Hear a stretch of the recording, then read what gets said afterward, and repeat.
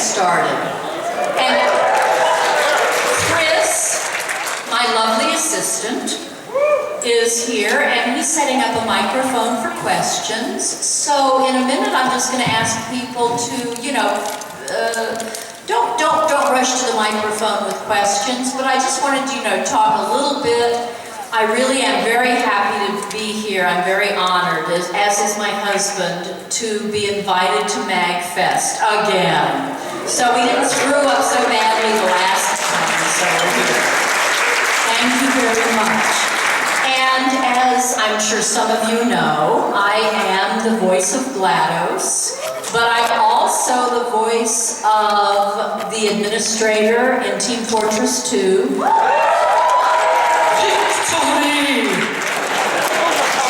And I'm that really weird voice in Half-Life 2, the Combine Overwatch, that as my husband says, he loves to play that game, and as he says, I'm the person who's always trying to get him arrested. So, citizen, and going at this sotto voce.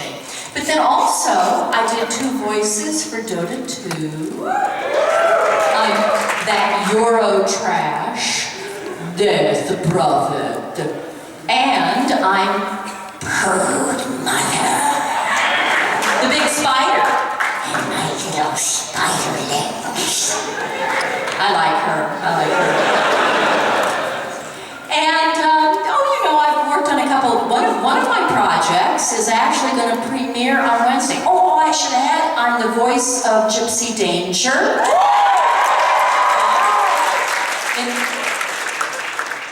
Would you like to try again? So she says that. A few other things in the film.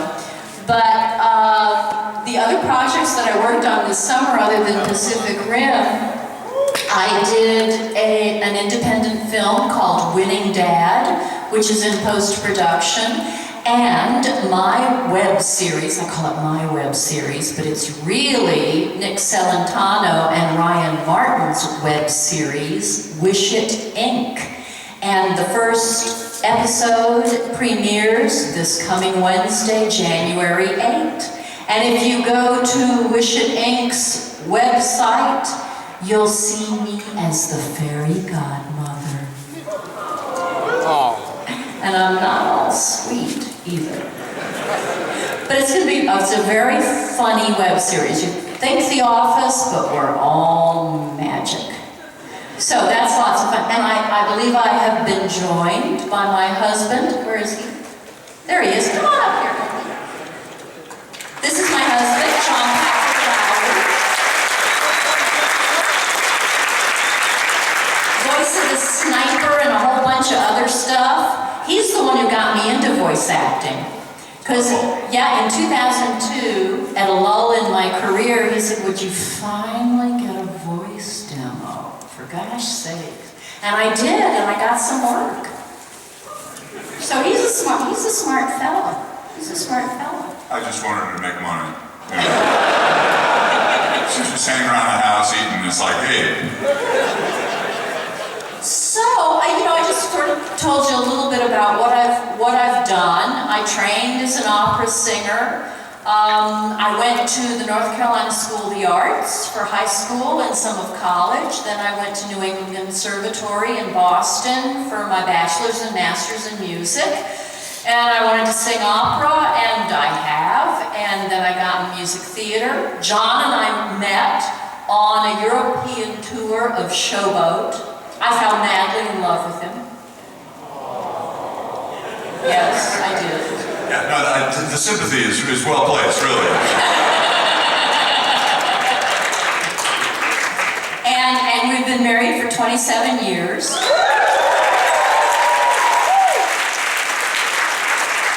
And we live in Seattle, and thank you. Stand up there in that white lab coat. Yes, Seattle.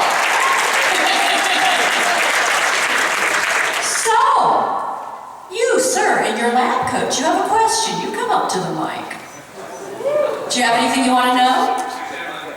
Okay.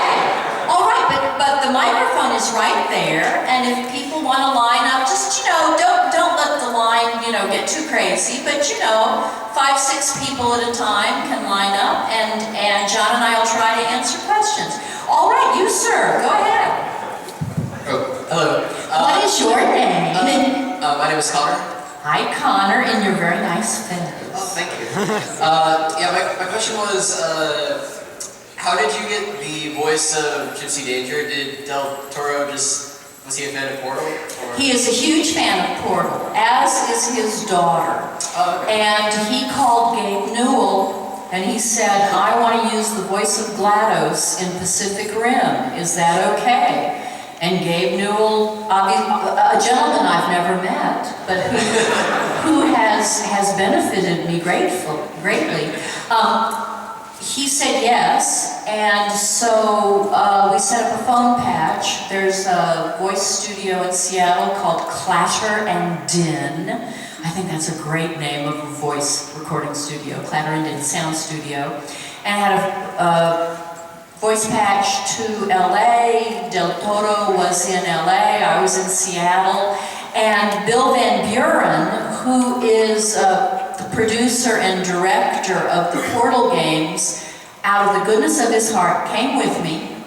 And, because Del Toro wanted GLaDOS and we wanted to give him GLaDOS. And Bill Van Buren also told Del Toro in the recording session, if you want, we will give you the sound equation for how we processed Ellen's voice. So I gave him a GLaDOS read, and then Bill Van Buren gave them the GLaDOS voice processing, and I like this story.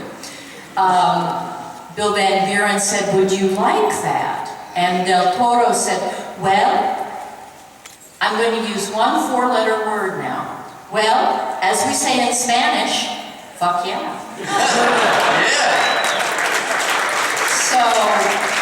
But ultimately, of course, they did not process my voice exactly the way Val did for Portal. But, close. Well, I think in the previews, yeah. it was totally GLaDOS, and then he decided he wanted Gypsy Danger to be someone other than GLaDOS. Yeah, a little bit more serious. Have a bigger heart. Okay, thank you. Thank you, Connor. Hello, my name's Mahoney. Yes, it is. First of all, thanks again for coming back to MAGFest. We really enjoy having you guys here all the time. Thank you.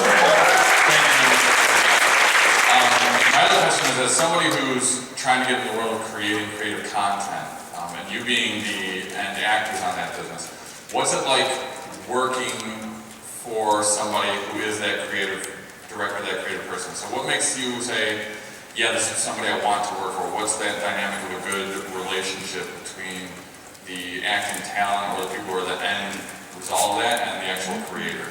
Right. And now, this is interesting. Valve always has the writers in the studio with the voice talent, always. But John had some earlier experiences. Well, I think that, you're asking us what makes us think, oh, this is a person I'd like to work with.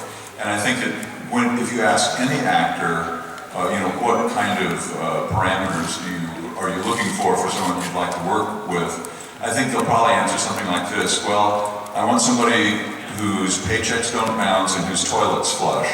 And that's pretty much, but I think that it was great getting into the video games industry as early as I did, because early on they had no idea what to do with actors at all. It's great working for people like Bungie and Valve and Warner Brothers when I did, well, Humongous is out of business now, but didn't see our online, those guys. But it's great working with creative people. I've done a few games that are kind of boring to act in, because all you're doing is saying, turn left, don't get shot, get more ammo, you're dead, stuff like that. So it's great fun for us, particularly with Valve, because Valve is so much into the personality of their characters, and so it gives us a lot more work to do as actors. But I think if you're talking about you wanting to be a game developer and you want to know how to work with actors, it's important for the writers to know what actors do, what it is that what our job is, because a lot of times writers don't, and that can make it go a lot faster. And I think, you know, speaking for Valve, the writers that we've worked with, Mark Laidlaw and Eric Wolpaw and Jay Pinkerton and Chet Balasek, and the writers for Dota too, Valve gets good writers.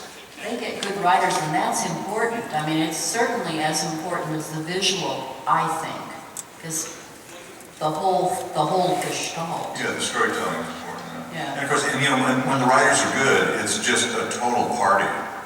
You know, when the writers are bad, you're just kind of in there working. But I remember the two maniacs that wrote The Suffering and The Suffering 2 were just maniacs, and we just goofed off for 4 hours. Thanks, Mahoney. My name is Joshua, and I wonder, do you get more jobs, do you think, because you are a singer, or because you're an actor, or because of voice acting? And what advice you might have for aspiring voice actors or singers who might be interested in doing video game work? Doing the game work, is that what you said? Yeah. Yeah. Well, I started out as a singer, Joshua. So all of my early work was because of my singing. And when I moved to New York in 1979, I realized that I had to learn how to act. Because lots of people liked my singing, but my acting wasn't as successful. And I found this out by going to a lot of auditions and not getting cast for music theater. So I took an acting class, and that's really the basis for any kind of acting or performing, is learning how to act. You know, it's so lucky that I got to sing on the Portal games, and that was a total fluke, because when they hired me to voice GLaDOS, they didn't know I was a singer. And Kim Swift, who was one of the developers, one of the first developers for Portal, she and Eric Wolpaw adored Jonathan Colton. And they wanted to use Jonathan Colton for something. They didn't know what. They really didn't know what. And they thought, well, you know, this Portal is just going to be this little game, and why don't we have Jonathan Colton write a song? And when they found out that I was a singer, they thought, oh, well, we'll have GLaDOS sing the song. Never having heard me sing before. Now that's a leap of faith. So, you know, it's interesting how artistic projects get put together, but it's the same thing for a career. You know, you sing, or you play the guitar, or you act, or you compose. Really, everything we learn or experience as people will be useful to an actor. Everything. I mean, mechanically, I mean, if you want to get jobs, you need to get a voice demo and you need to get an agent. So that's, I mean, that's really, you can try it, you know, independently, but it's harder to get in the loop of when auditions are coming out. So, yeah. Okay. Thanks, Joshua. Since everybody's introducing themselves, I'll introduce me. My name's Eric. My question is, as voice actors, what challenges have you faced that you didn't anticipate, and how did you overcome those challenges? Well, I think my work on Dota 2 is an example in my experience. When I auditioned for Death Prophet and actually Broodmother 2, I had done auditions for several of the characters, but when they called me in and they said they want you to do Death Prophet and Broodmother, I actually went back to my auditions because, you know, we just do them at home, so they're on the computer. And I listened to what I did so that I would remember. I went into the studio and I was prepared to give them what I had given them in the audition. But they didn't want that. So I had done a Middle European accent for Death Prophet, and they said, well, don't you do French? Well, as I was recording, I kept traveling west. And I don't know if I actually made it all the way to France. So that's why John thinks that Death Prophet is just Euro trash. And then Brood Mother, they wanted a much more guttural sound. And I developed this lateral, this spider games, and I recorded this, and this was really hard on my voice, but this is what they wanted.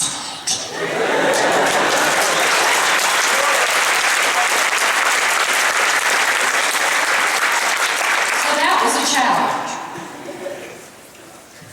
Hi, my name is Adriana, and I wanted to know, I know you did a lot of stage stuff, and I guess you still do a lot of stage stuff. How was the transition from doing stage to doing voice? Since I know they're both acting, but they're obviously very different. Well, you know, in acting classes, of course, the acting teachers say, you know, get the character into your whole body. Put the character into your feet, your legs, your torso, everything. You are the character. Well, when you're doing voice work, it all just has to go into the voice because that's the only thing you have. Obviously, you know, there's artwork and, you know, that is developed by somebody else. But I think my experience with music and with singing helped me realize how focused the emotion or the objective has to be in the voice. And that's the big difference. And I'm sure John would have much more. Yeah, but I'm going to say it at my own panel. Tomorrow morning at 10 o'clock. We won't be there. I also have to know, what is your favorite kind of cake? Well, right now it's banana bread. Aspen. Well, super. Thank you so much. Thank you. Gabe Johnson here. And your lemon. I'm TJ. But, okay, I have a serious question for you. 2 years ago, I came to visit you when I was also dressed like Gabe Johnson then, and I wanted you to sign something, but the only thing I had in my person was an actual lemon. And did I sign it? You did, and I figured, like, you know, I'd just keep it as a larf. It would probably, like, just get moldy and rot away within a week or two. What happened to that lemon? Well, that's the thing. Oh my gosh!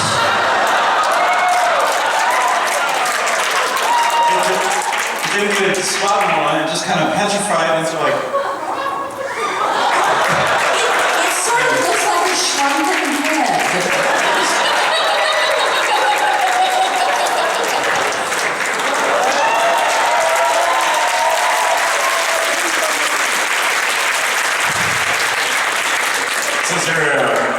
I think you should save that for the Smithsonian. Now, that brings me to the question. While signing it, or by virtue of signing it, did you bestow some kind of blessing and or curse onto the fruit? Oh, I probably did. Okay. But I, you know, I have no short-term memory. That's pretty long-term memory. But I do remember signing it. But Okay, cool. I think I even warned you. I think That this is going to mold. it was all I had. Everyone else warned me too, or giving me advice on how to preserve it. But there it is. Did my signature just shrink? Yeah, it didn't like distort or anything. Kind of just went out in proportion. Would you please approach the bench?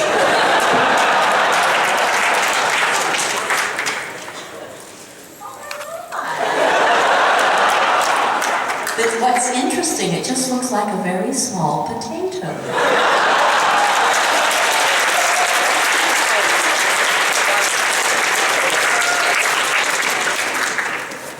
Well, magic. Like I said, fairy godmother, wish it ink.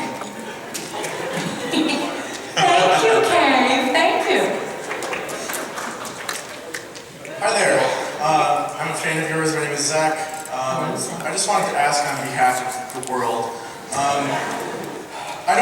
specifics on certain games that we may or may not have been waiting for more than 6 years. But I was just curious if you could divulge whether or not either of you, or both of you, have been working on any unreleased Valve titles recently. All the titles at Valve we've been working on have been released. We keep doing work for them, but no unreleased titles have been released. I may have just died a little inside, but thank you. But, well, I mean, take heart because it really doesn't mean anything. But they, you know, they never tell actors anything. We're just a couple of actors, and we're always happy. Do you know why they don't tell us anything? For this reason? They're afraid we'll go to a fan con and let it leak out. So that's why we're kept totally in the dark. All right, thank you very much. Sure. Hello, I'm John Charles, and Say your name again? John Charles. John Charles, good to meet you. Hi, so I wanted to just say, like, it's good to see you at MAGFest again, as always, but I actually really enjoyed your work very recently in Telltale's Percodite at the Inventory 2. Right, And that was fun. Yeah, I wanted to ask, like, what was it like working with the writers at Telltale since they were, like, writing? Well, you know, this is an interesting story, I think, just sort of game development. They had to ask Valve to be able to use the character of GLaDOS, and they actually sent the script to Valve to be okayed, and Valve okayed the script. And then they flew me down from, you know, Seattle to San Francisco, and I recorded for 5.5 hours every line that they wanted me to record, which they had to explain because I'm not really a poker player. And so I said, what does this mean? What does this mean? What does this mean? Because I always like to know, you know, what I'm talking about. And I figure, well, if I'm the dealer, I sure should understand the game. And then they flew me back to Seattle, and so I've gotten to see some screen grabs of me dealing. But I have to say that I think the writers really did a great job of channeling GLaDOS. I mean, I think, you know, the things that GLaDOS had to do, and GLaDOS had sort of a little romantic entanglement, which I thought was really funny. So I thought the writers did a great job of writing for GLaDOS. So it was a fun gig. Thank you. Hi, Patrick Allen. First of all, this is an honor. Just what you did with GLaDOS completely changed the way that I do a lot of storytelling stuff, and it changed the way that I run villains. Cool. Yeah, it was just very inspiring. And so for that, one of the things that really got me with your delivery was how the deadpan delivery of insults was fantastic. So we were having a little discussion in my group of what's your favorite insult?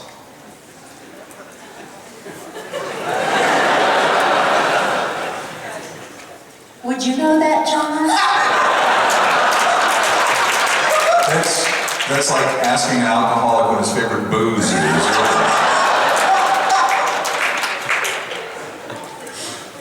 Well, I have to tell you really that my favorite GLaDOS line is killing you and giving you good advice aren't mutually exclusive. Because I think that's such good advice. It's like, yeah, I can, you know, kill you, but you should really listen to what I have to say. So that's my favorite. That's my favorite GLaDOS line. Thank you. You're welcome. Hi, my name is Alex. Hi, Alex. I was wondering, since you both voiced in Team Fortress 2, I'm wondering where the inspiration behind those voices came from. Say it again, we voiced Team Fortress 2. Oh, yeah. I was wondering where the voices, or the inspiration behind those voices came from. Right, well, when you sign the contract, you get this piece of paper, it's kind of oblong, rectangular, and it has a number with this kind of S with a line through it in the front.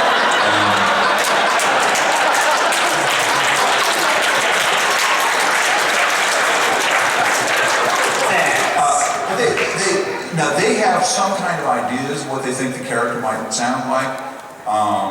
And with the administrator, I mean, how do you You know, but that's very interesting because I honestly don't remember how, I think they said British, and it's like, okay, I can do that. And then I think I just tried some stuff, but it was after the artwork appeared of the skinny lady with the gray streak and chain smoking.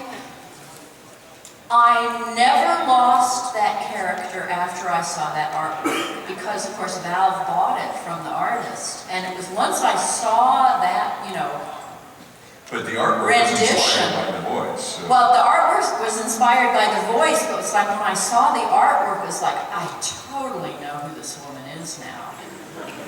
Because before, she really was, in a way, I have to say, in my own mind, I thought of her as sort of Combine Overwatch, but different.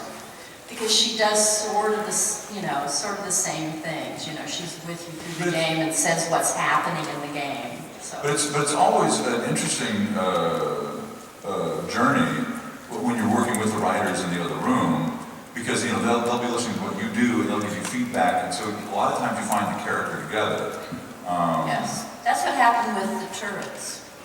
And with Sniper, you know, they thought, yeah, I mean, he has this campaign hat, and they think maybe he's Australian, and so I gave him an Aussie read, and they said, yeah, we like that. But even when I came, the guy that I came in with probably got adjusted a little bit, and as you go on, I think that, well, the difference between acting in, like, say, a play or a movie and acting in video games is that in the play or the movie, you get the entire script before you go in. And a lot of times, these guys will give you, a bunch of lines when you get there. And then they'll write more lines while you're there. And particularly with me, I'll do some improv and say, oh yeah, do more of that, and they'll confab in the other room. Because that's the most fun part, because you're in the studio, and they're in the, you're in the booth, and they're in the studio, and you can't hear what they're saying. So you're just standing there by the microphone. They're going,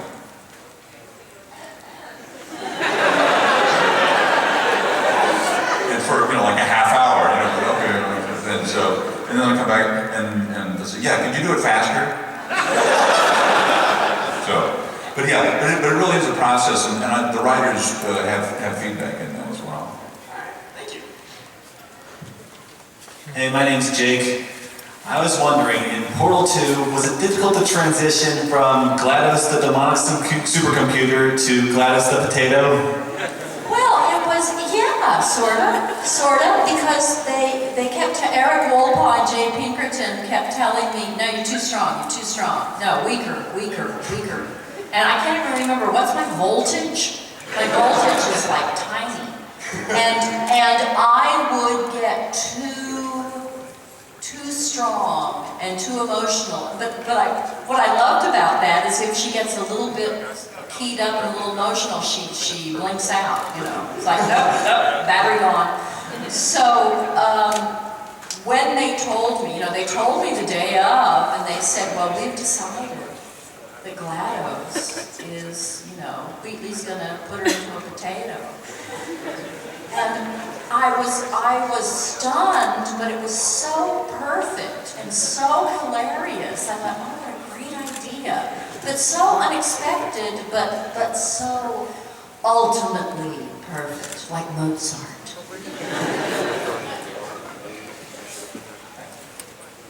Hello.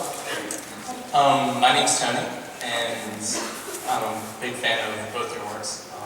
Do some amazing stuff. I'm also a huge fan of Valve. And I'm going to assume it's safe to say that both of you guys are fans of Half-Life. Oh, yeah. Yeah, well, he actually plays the game. He's eating the game. Going off on that guy's question about certain unmentionable titles that may be released.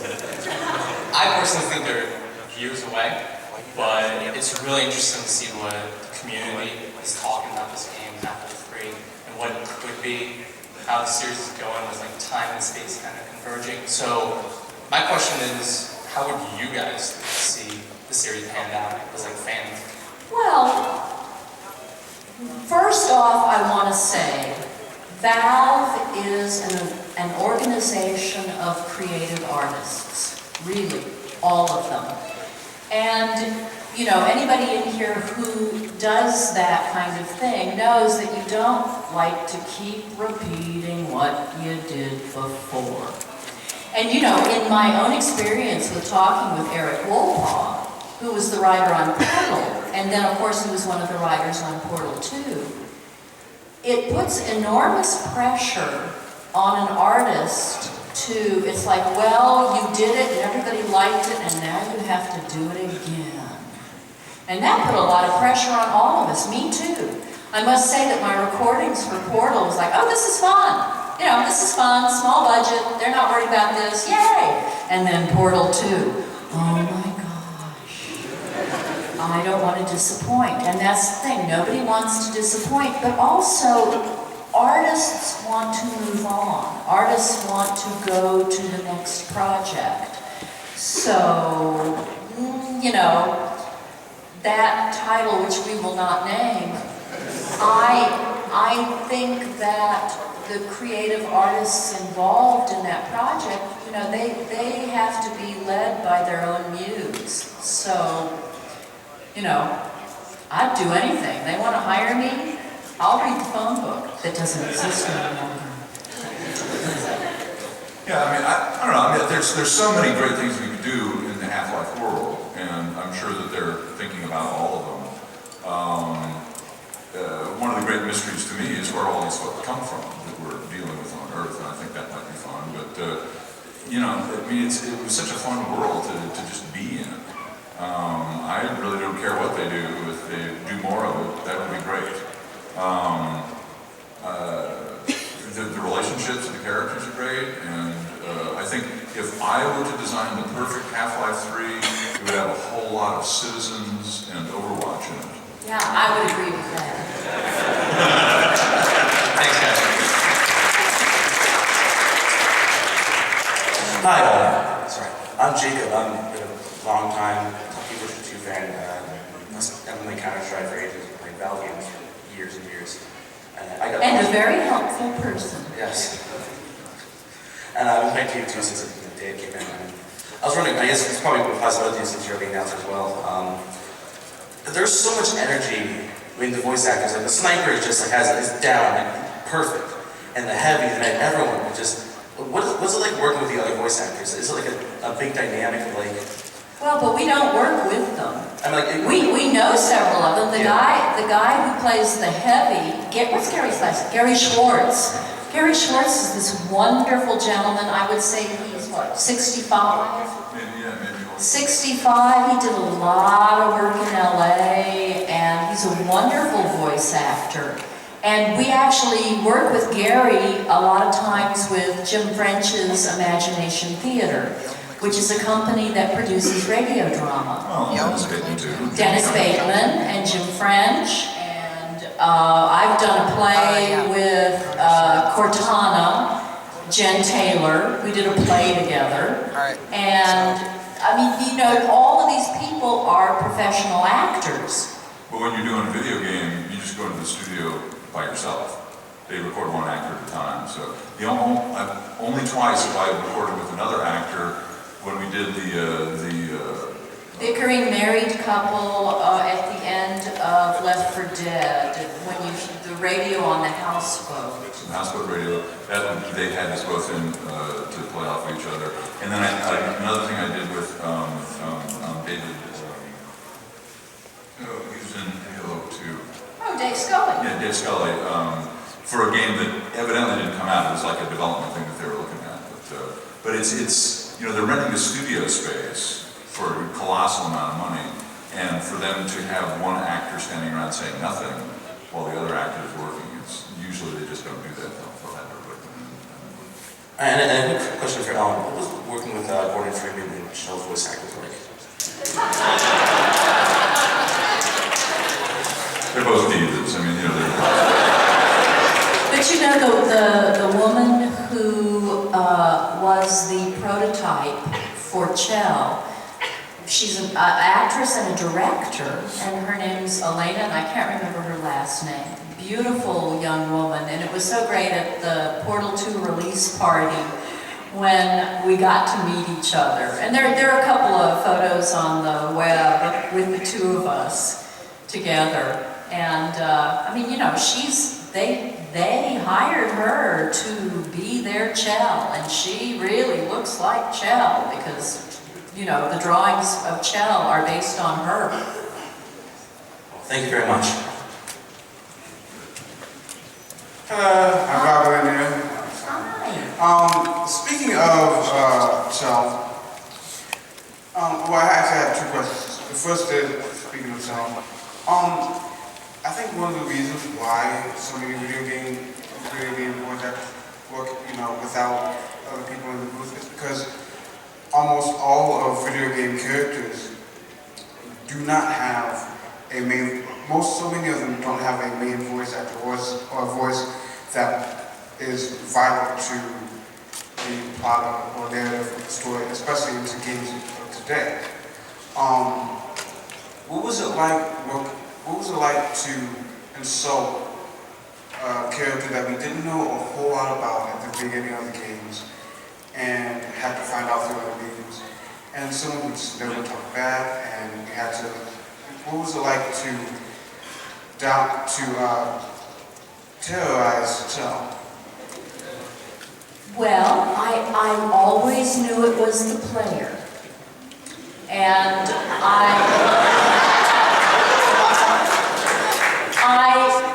I wanted it to be, I mean, I wanted GLaDOS to have a real personality.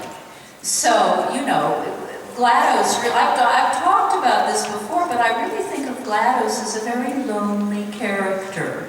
You know, she's kind of sad, and so this is her way of connecting.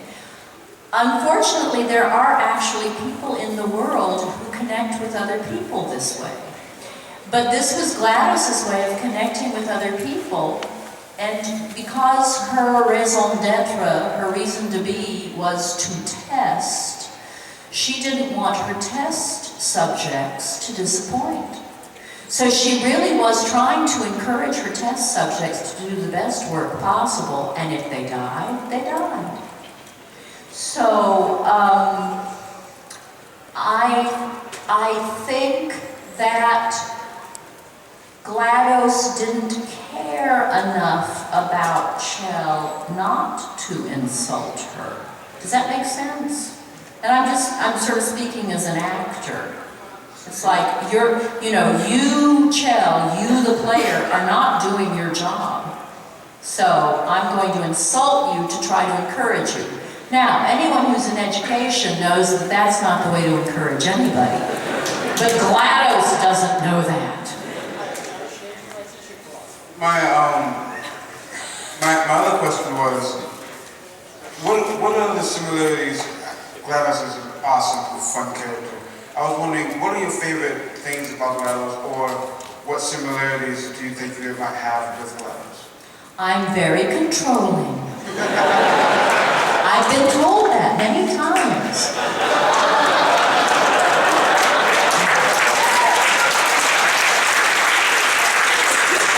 Thank you very much. Thank you. Glad to have you in MAGFest. Thank you. Hi, I'm Sandra Liebau. What was your acting process for getting into GLaDOS, especially in the really emotional moments, like when she's being taken out of her body and into the potato, and at the end of World 2? Well, what's so nice about GLaDOS is she really has a history because of the first game of Portal, when she really is just a computer-generated voice, and that's what I was supposed to copy. As the actor, I had to copy this computer-generated voice. It's after she loses the morality core that she starts to feel a sense of herself as an emotional being. So, it was with horror and with terror that I dealt with Wheatley, and when Wheatley took me out and put me into the potato, that was terrifying. And I got in touch with my own terror as a person.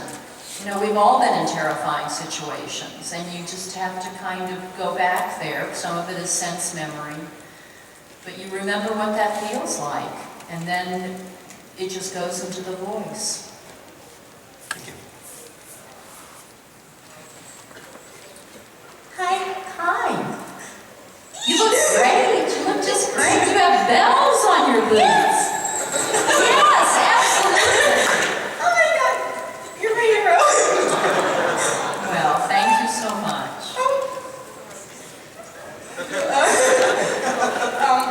I was wondering if you could, I'm so sorry. I love you. Well, I have an idea. Why don't we have John get out his banjo right now?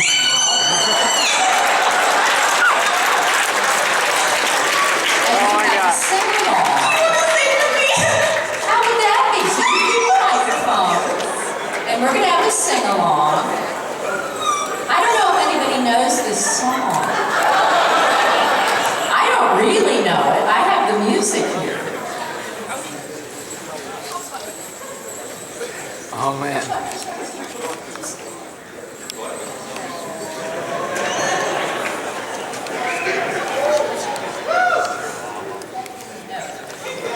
I love you. Now tell me your name again. My name's Sierra. Sierra, I'm so pleased to meet you. So pleased to meet you. Okay, so Sierra and I are going to lead with Mr. Lowrie on the banjo. Yeah, see, here, look, I'll share. I'll share. He's going to give us our note.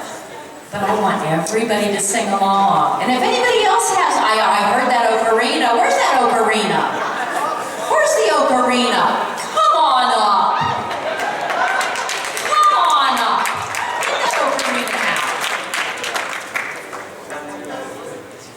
I have an ocarina at home in Seattle. And I can play the Marine hymn on it.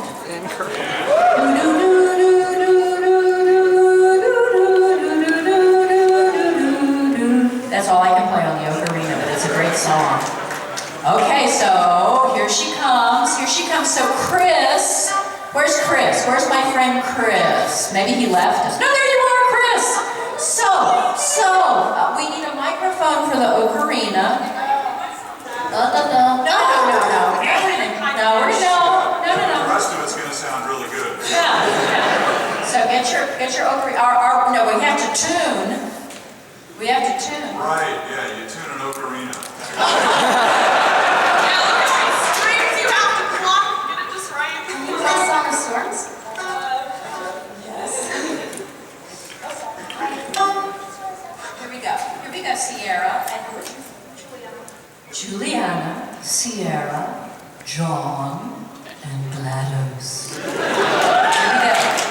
Better rather known as GLaDOS and the GLaDettes.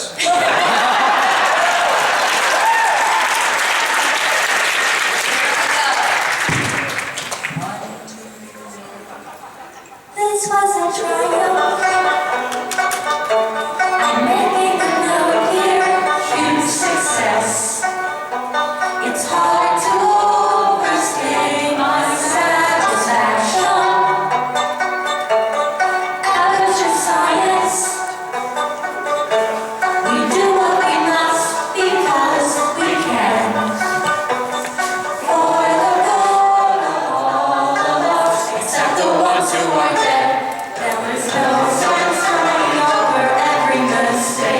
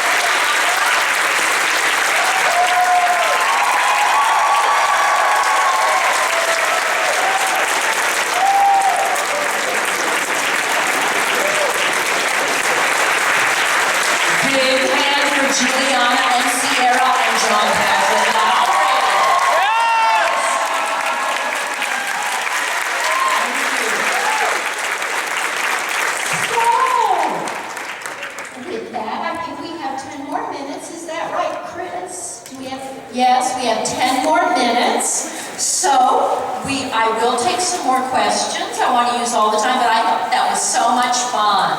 And thank you, Sierra. Thank you, Juliana. Thank you. She's such a card.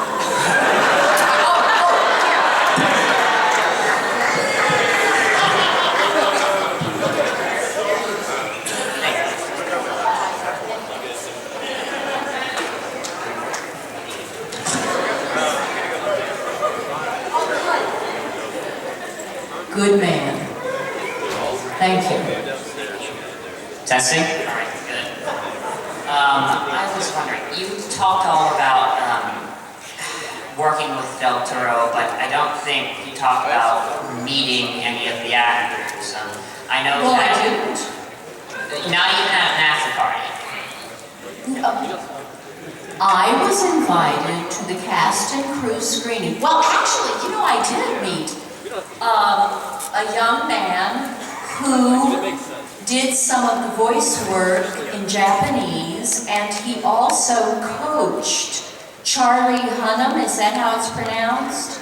In his Japanese, and a young Japanese-American gentleman, Hideo Kimura, I think is his name, if I can recall. And he's an actor down in LA, and I met him at the screening. And I also met Becky Sullivan, who was the voice actor, you know, specialist, contractor, and in my session with Del Toro, she was also there, because that's what she does all the time, is she takes, you know, she hires voice actors. So I didn't meet any of the other actors, but I did get to meet Del Toro, because down at the cast and crew screening I got to meet him. But I had, you know, working with him, we had such a nice time working together on the phone, you know. Del Toro was in my ears. That's where he was. And then I met him at the screening. But, you know, voice actors, we just are in the studio by ourselves. We're in the sound booth by ourselves recording.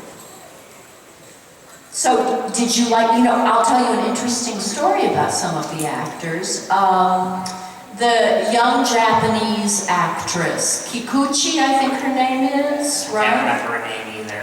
No, but I met somebody here. No, the adult. Rinko Kikuchi. My nephew, our nephew, spent the last 4 years working in Japan, and when he was here this summer, he went to see Pacific Rim with us, and I said, well, do you know Rinko Kikuchi? Is she a star in Japan? And he said, no, nobody's heard of her yet, but that little girl is a huge box office star.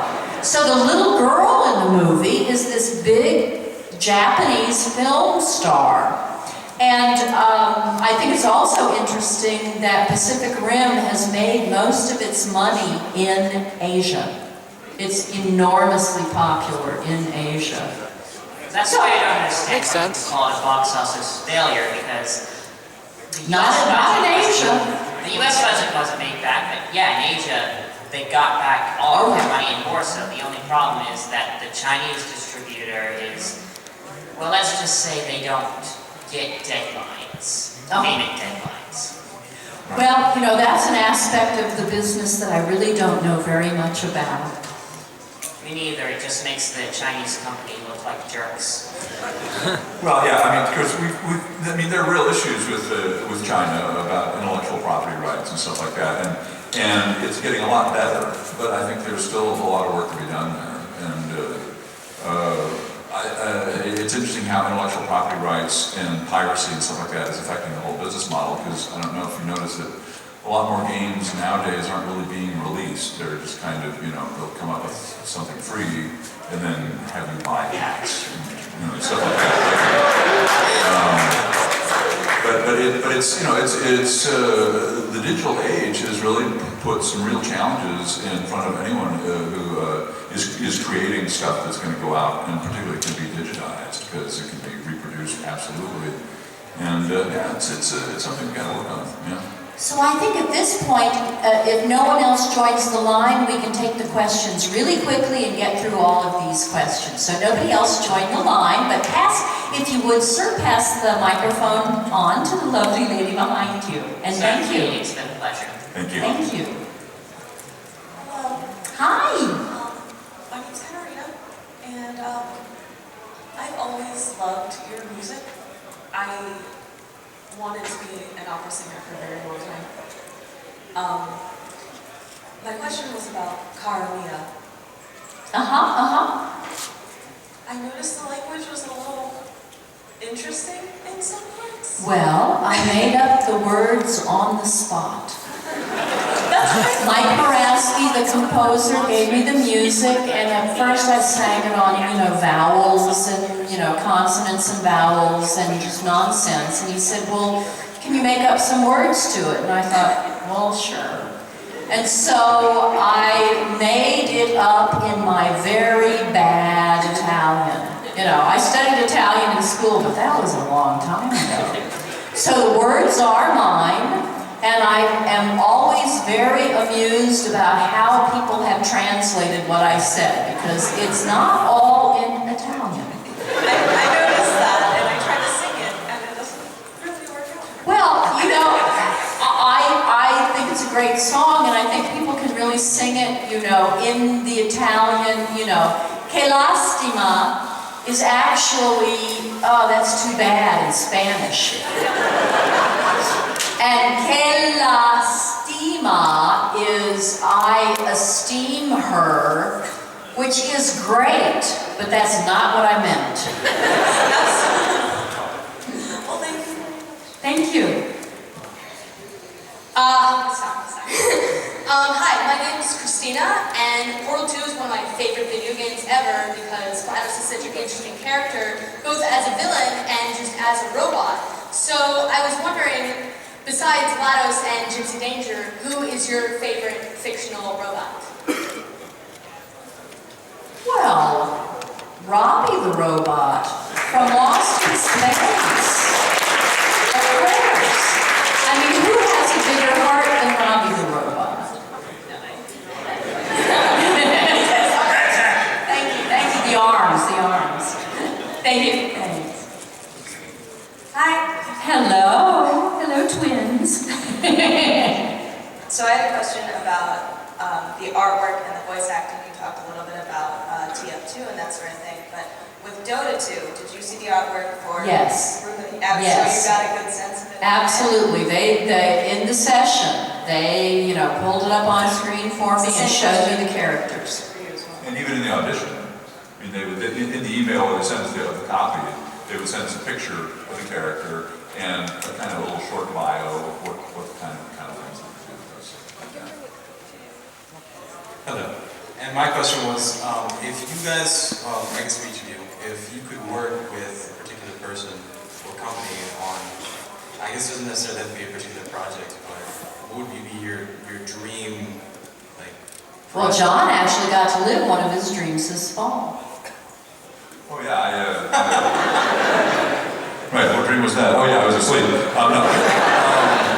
I got to work with Sir Alan Ayckbourn, famous and very successful British playwright, who hired me to do a play of his. And doing a play is, doing computer games is just great fun, and it's fabulous.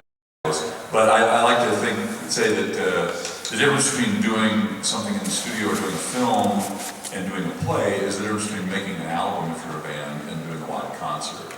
And so, when you get to work with the director for 4 weeks, 5 weeks, putting the play together, and then put the play on for another 4 or 5 weeks, and you really get your teeth into that stuff. So that was, and I'd done a play of his before, and I always wanted to meet him and to actually get hired by him and get to work with him for all that time. It was wonderful.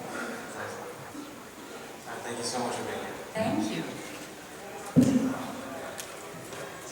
Hello. Hi. My name's Alex. I was hoping you could help me settle a debate here. Okay. I think... Chell is not dead. someone said that earlier. It's like, no, Chell is not dead. Yes, there you are, little sister. I think a lot of GLaDOS's dialogue in Portal 2 has a particular bite to it because both the characters of GLaDOS and Chell are female. Do you think that your performance as GLaDOS in Portal 2 would have been different if the character of Chell was male?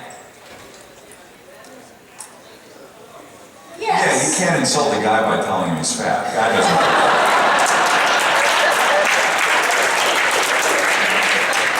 Yes, but you know what it really informed, I think, were the words that I chose for the turret opera. Knowing who I was singing. Because Mike Moransky told me this was GLaDOS's goodbye to Chell. And so that did inform it, yeah. Great, thank you.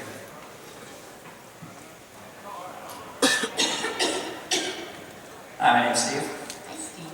I was wondering, between the two of you, have there ever been like any standout moments in like the entirety of your careers from like either ridiculous disasters that you've gone through or like the most amazing moments that you've had, like the best of the best and worst of the worst? Well, I know what our most ridiculous disaster was, which actually got a good review.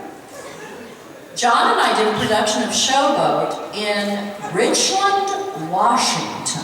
In the middle of nowhere, Washington, and down by the park, in the park by the river, and at one point, the dressing tent almost blew into the river.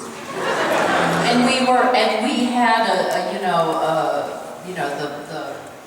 Well, the first time they turned on the lights, it was right at dusk, and every bug between here and the Mississippi River, like, was getting closer and closer to the singers, to the finally, they'd inhale and have a healthy meal at the same time. It was...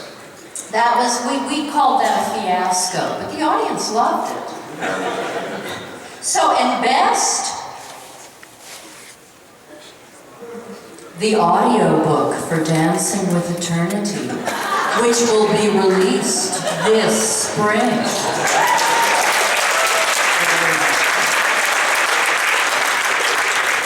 Hi there, my name is Todd.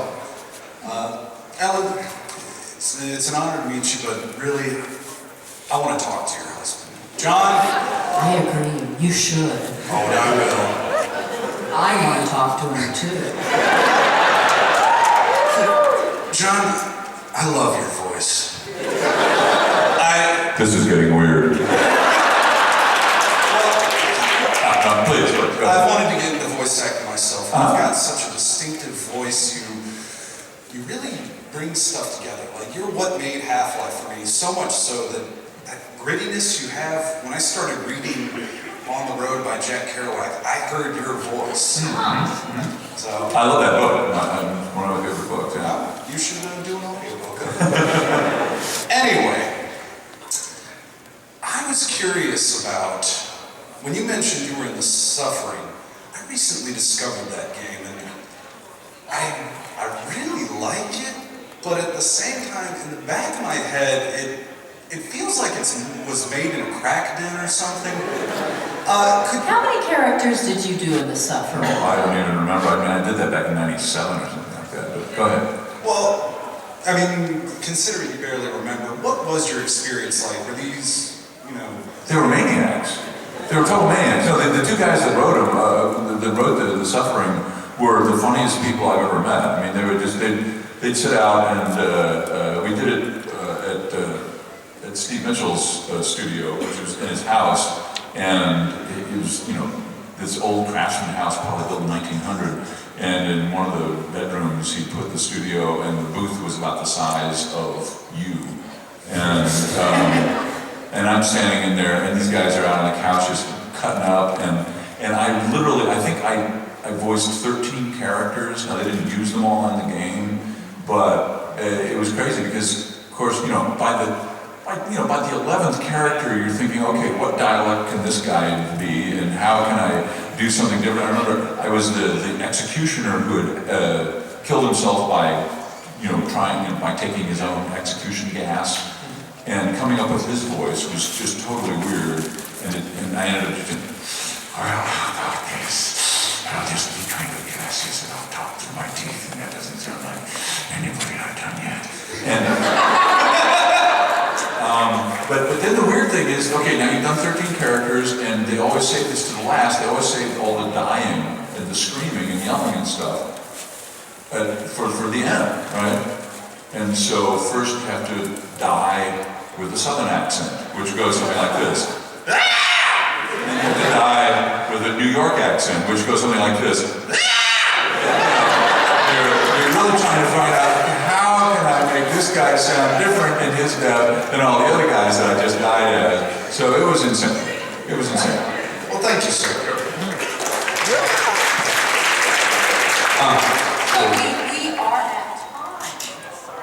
We are at time, and I'm so sorry. I know.